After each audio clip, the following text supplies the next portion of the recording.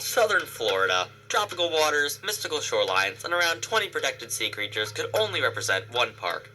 Everglades. Wait a second. 1980, South Florida, 20 species. What? Okay, sorry, we're not talking about Everglades. Hang on to your seats, there's a new park in town, Biscayne.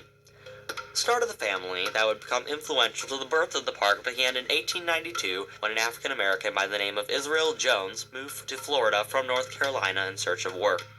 Jones settled in Florida and moved to Biscayne Island, a part of the Florida Keys. In 1898, his two sons were born on Biscayne Key. After purchasing some of the islands surrounding Biscayne Key, Israel left the property to his sons Arthur and Lancelot and passed away in 1932.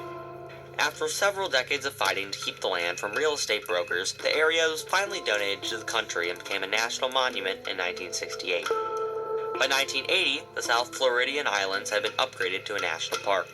Arthur left to pursue other passions while Lancelot was allowed to spend the rest of his days in the park, passing away in 1997.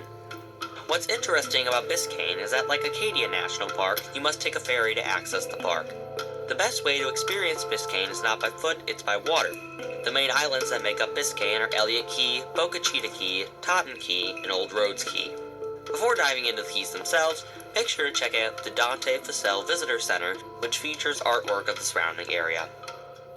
Boca Chica Key is the most visited area in the park, being home to the appropriately named Boca Chica Lighthouse, which has existed since the 1930s when a previous owner constructed the 65-foot-tall building which dominates the Boca Chica skyline. Besides the lighthouse, a small trail and campground are other features that can be found on Boca Chica Key. Elliott Key offers about the same experience as Boca Chica, however, Elliott offers a larger playing field to explore the habitat of the Keys. Swimming, a mile hike, and fishing are just few of the offerings at Elliott. Totten Key and Old Rhodes Key don't have any civilized areas on them, but are great places to go snorkeling and scuba diving, as many shipwrecks have been found here.